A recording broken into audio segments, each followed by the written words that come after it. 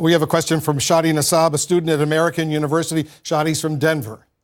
As we saw in the 2018 midterms, the Democratic Party has become more female, more racially diverse, and younger in age. How can a voter like me feel confident in your ability to represent the party, especially given that your response to sexual harassment allegations during your campaign is that you were, quote, a little bit busy running around the country trying to make the case to be elected as president? Well, I think that quote was a little bit out of context. But let me ask you a question. I am enormously proud of the fact that we have the most diverse, progressive freshman class in the history of the United States Congress. And you know what I did in 2016 and in 2018? I ran all over this country to try to make that happen. All right. So when you talk about the political revolution, you're talking about two things. Number one are the ideas that we are fighting for. An economy that works for all, not just the 1%. But the second point that I have made over and over again is we're not going to be able to implement a progressive agenda unless millions more people get involved in the political process. So I am delighted.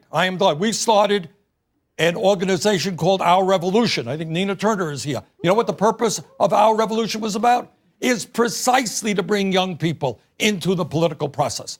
And I think we're making some real progress. But what are you going to do, Senator, to make sure that the allegations that occurred against your campaign a couple of years ago are not repeated? What are you personally going to do to make sure that doesn't happen again? Let me tell you what we have done and what we are doing. I was very upset to learn what I learned.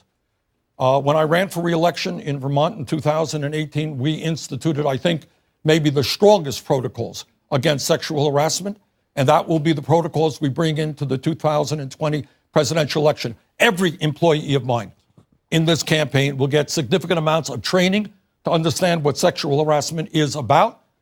Anybody who feels harassed will have an independent entity to speak to outside of the campaign.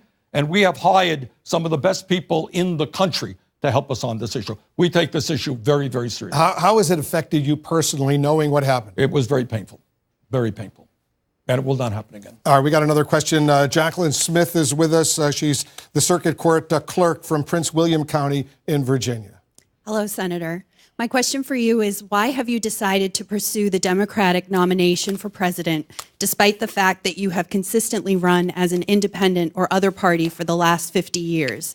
And do you believe you can get a fair shake in the Democratic nomination process in light of your electoral history? Okay, let's set the record straight. I am a member of the Democratic leadership in the United States Senate. I've been a member of the Democratic caucus in the Senate for the last 13 years and in the House for 16 years before that. Won the Democratic nomination in my state. But in Vermont, I've chosen to run as an independent because it goes way, way back. To answer your question, in 2016, I think I will not shock anybody to suggest that the DNC was not quite even-handed. I think we have come a long way since then, and I fully expect to be treated quite as well as anybody else. Let me, a third point that I want to make as an independent. You know, the truth is that more and more people are disenchanted with both the Republican and Democratic Party, and especially young people. They are registering as independents or not affiliated folks. And I think as somebody who is an independent, we can bring them into the Democratic Party to help create a party which will stand with the working families of this country and have the courage to take on the very powerful special interests who wield so much economic and political power in America. Let's take a seat for a second, because I have a question about transparency. Senator, will you release 10 years of your tax returns? As you know, Elizabeth Warren has decided to do that. Yes.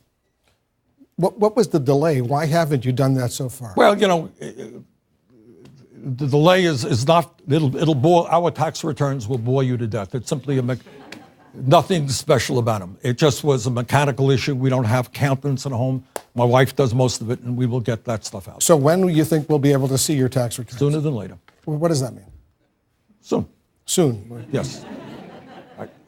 Are they ready to be released already? I think that we have to just do a few more little things, but check them out. But they're ready. And why didn't you do it the last time around? You were under a lot of pressure to do so. I wasn't under a lot of pressure. Well, I didn't end up doing it because I didn't win the nomination. If we had won the nomination, we would have done it. All right, Senator. But again, I don't want to shock you, Wolf. They're very boring tax returns.